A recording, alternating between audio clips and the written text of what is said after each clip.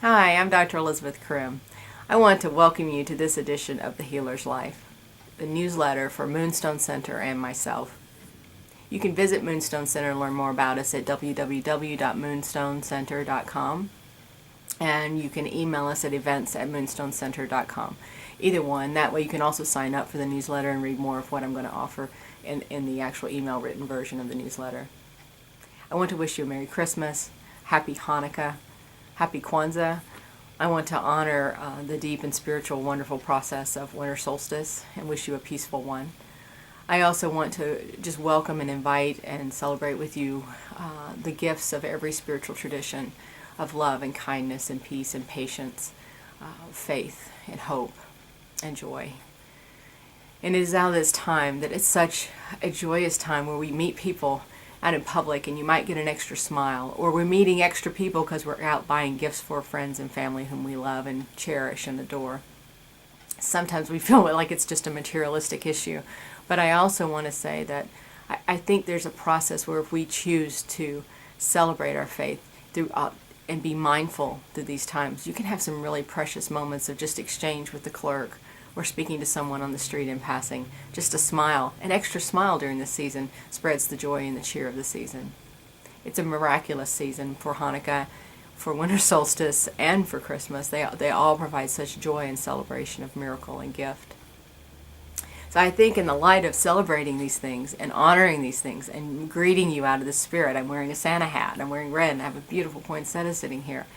So I'm also struck by the excruciating tragedy that we're also sitting with at this very happy celebratory time. This is the most tragic experience I think any of us have ever witnessed as a nation. I think we've been cut to the core at our collective to watch our sweet, precious, innocent children, first graders, being shot down at that elementary school. I don't have the right words for that. All I can say is it is horrific. Some of us are responding and coping by watching it and seeing every detail. We want to see every child's face that they put up on the news media. We want to hear every name and hear every story. We want to know every detail. Others of us can't hear it. We don't want to hear it. We don't want to know more. We each are responding to the horror in our own different and unique way. And we need to create compassion for those different ways that we cope and look at it and deal with it. Some of us are angry, and some of us are just so deeply saddened and sorrowful. And there's people who are afraid. Some of us are afraid. Some of us are just frozen in shock ourselves. This one has cut to our core.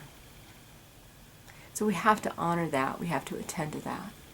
And I want to speak to you as a healer that you as an individual are affected during this. And you are being called on, probably by your patients and your clients and even family members, to have some amount of knowledge for this and to give yourself permission to not know, to give yourself permission to be confused and overwhelmed, to give yourself permission to be the individual, just like the first responders, who is horrified even as you're doing your work. But I also want to challenge you that part of self-care is standing up. Part of being a healer and is speaking our truth. And taking care of ourselves as healers is speaking our truth. We know, regardless of your stance on the right to own a gun or your view of the culture of violence that our country has moved into, which I think we have, and I do think that there are issues with guns, that there's a lot of parameters that could be put in place that could still honor the Second Amendment and the right to own. I think there's ways to attend to all of this. But that's not necessarily where I'm coming from the most strongly to you today. We know, especially those of us who are mental health providers, we know that the other tragedy in this whole thing is that it was at the hands of someone who was mentally ill, who was not receiving appropriate treatment, and probably had not received appropriate treatment over time. And that is not necessarily because of the parents. I used to teach for a decade through the end of the 90s through the 2000s with Joanne Fitzpatrick on childhood onset mental illness and how to look for the signs and when to start intervening in treatment. But one of the big pieces was when we would talk about advocacy. It is time for us to stand up as mental health providers and say, this issue is because mental illness is not being treated.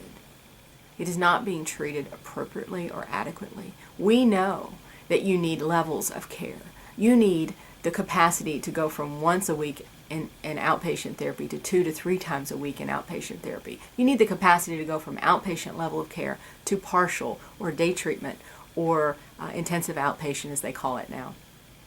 We also need the capacity to go to inpatient, short-term, long-term, for months if needed, before you even call it residential.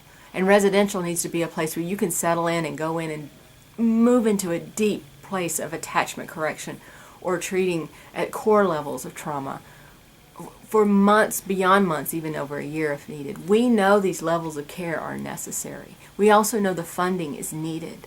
I recall entering this profession when you had every level of care available. Full psychiatric hospitals that treated preschoolers, children, adolescents, pre-adolescents, young adults, adults, middle-aged adults, geriatric adults, alcohol, substance abuse, dual diagnosis, whole range. They had a whole unit for those who were completely unable to, that would have the intermittent explosive disorder. They didn't even call it that at the time. But there were units, there were whole different organizations within one hospital that treated the capacity. It was not a 24, 48, or 72-hour hold. We know as mental health providers that will never cut it. And we are so stuck, and we were even traumatized and stressed continually in our own caseloads because we get the call for someone who needs the care, who that care can't be fully given because we don't have the capacity to get them into the next level of care. Their treatment will go beyond outpatient. We know it on the first phone call.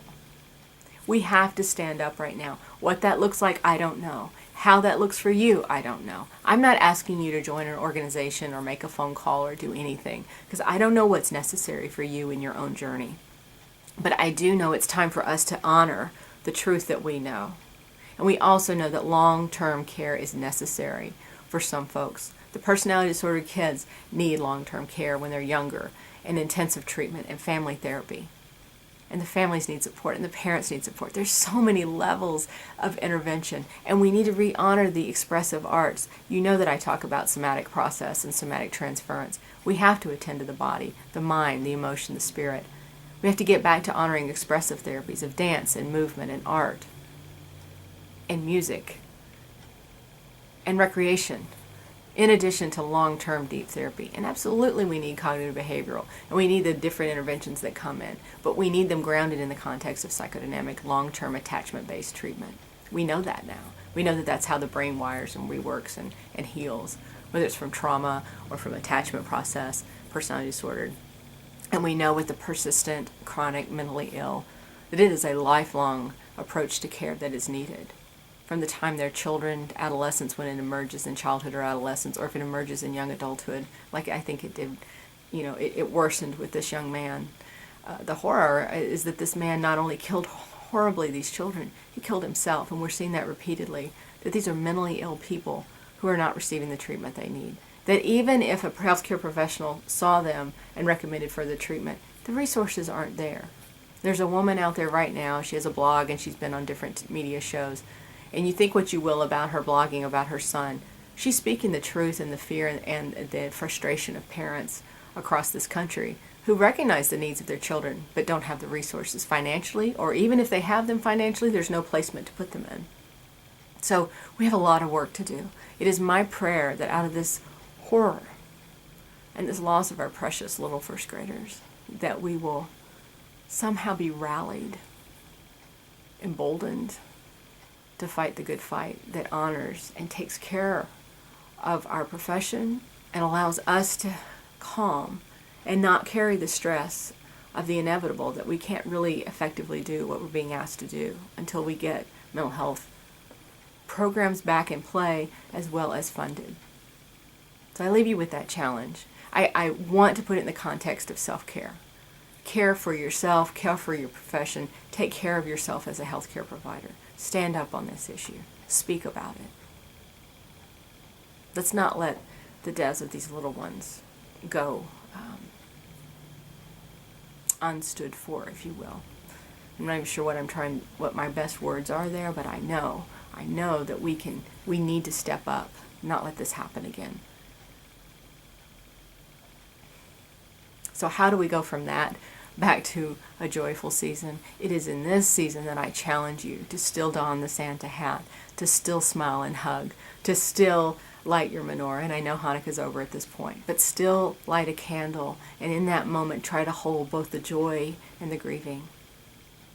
There's a scripture in the Bible that says, weeping maybe lasts for the night, but joy comes in the morning. And our mourning on this weeping may take days or months, but it will come.